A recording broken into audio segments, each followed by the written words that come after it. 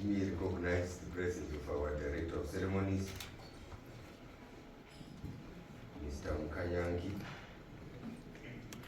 responsible for reparations in the Department of Traditional Leadership Support Services, the President of the National Council of Chiefs, Senator Chief Mshale Kumaro, here with us, the Deputy President of the National Council of Chiefs, Senator Chief Charumbira, who is also our President for the Pan-African Parliament. We recognize your being here. Deputy Minister, the team of responsible for local authorities in traditional leadership, Deputy Minister Kabigira responsible for public works and associated departments, members of the Council of Chiefs here present, our Chief Director responsible for traditional leadership, Vachko, in absentia, officials from the Attorney General's office here present, other senior government officials who may be here, distinguished guests, ladies and gentlemen. Nasili kumijaiku, werenga, nchini, mwa isi kutumiza kutitite mashue.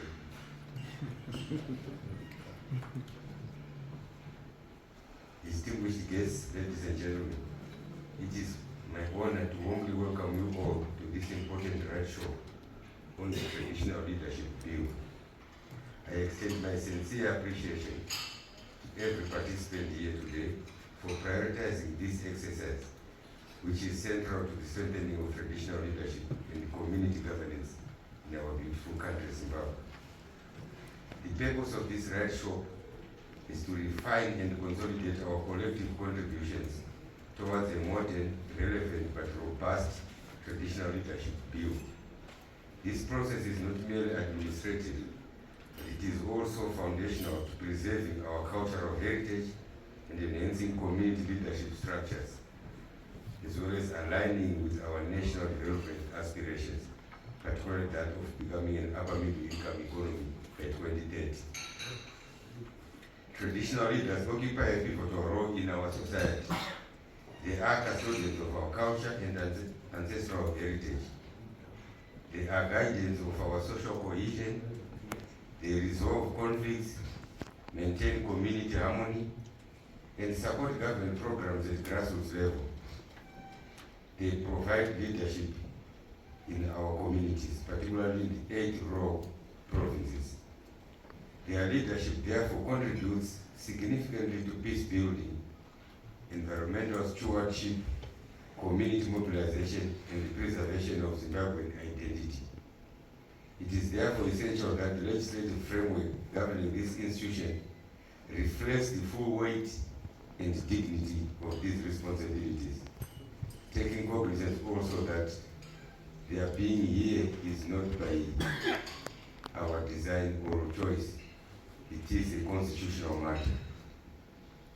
As government, therefore, we are committed to ensuring that the Traditional Leaders Bill is fully aligned with the Constitution, with the values of our people, and with the realities experienced by traditional leaders in their daily service to the communities. The bill must also support our national development priorities, including devolution, rural transformation, climate resilience, and inclusive community participation, among others.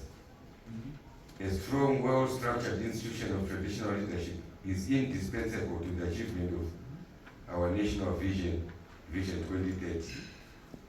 This roadshow is an opportunity for us to critically examine the strengths and weaknesses of the current framework and collectively recommend improvements. Issues such as appointment of chiefs, functions and mandates of traditional leaders, administrative support systems, ethical leadership, dispute resolution mechanisms and processes, among others, must all be addressed with clarity and insight. We must be able to discuss openly, freely, and rope in all the expectations and wishes coming from our traditional leadership.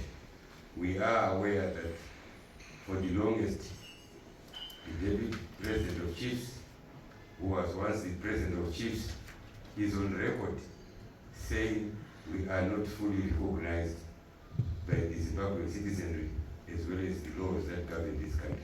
This is an opportunity to ensure that you air out and vent out all those wishes and aspirations as we journey towards ensuring that we've got a traditional leadership bill which will become the law that speaks to your wishes and aspirations. Ladies and gentlemen, allow me to express my gratitude to the National Council of Chiefs for their continued leadership and partnership in this process. Your insights and experiences are indispensable. I also wish to acknowledge the Attorney General's office and my ministry officials who facilitated this roadshow. By the end of this roadshow, it is my expectation that we will have a clear, well-informed draft bill that speaks to the needs of both our people and our government. A bill that honors tradition while adapting to modern governance realities. A bill that reinforces the dignity and responsibility of traditional leadership in the service of national development. A bill that speaks to Zimbabwe. A bill that speaks to us. And we are what we are because of the cultural values and norms that are under the custodianship of our traditional leadership. Distinguished guests, ladies and gentlemen, I am confident that our deliberations over the next sessions will be productive, focused, and insightful. And to the President and your Deputy President, this is an opportunity for your team to bring before us for the right show all your expectations.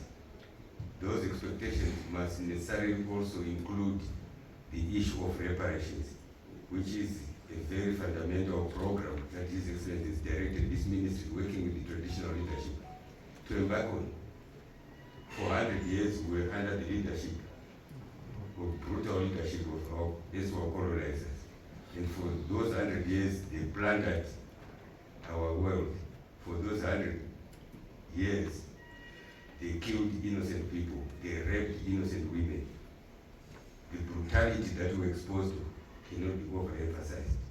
This is an opportunity for not only Zimbabwe, but for Africa to claim that which was stolen from us, our minerals, our artifacts, our wealth generally. We must find space in this draft bill to include this section that speaks about reparations going forward. With these remarks, ladies and gentlemen, it is my pleasure to welcome you all and to declare the Traditional Leadership Bill Right Show officially open. I thank you.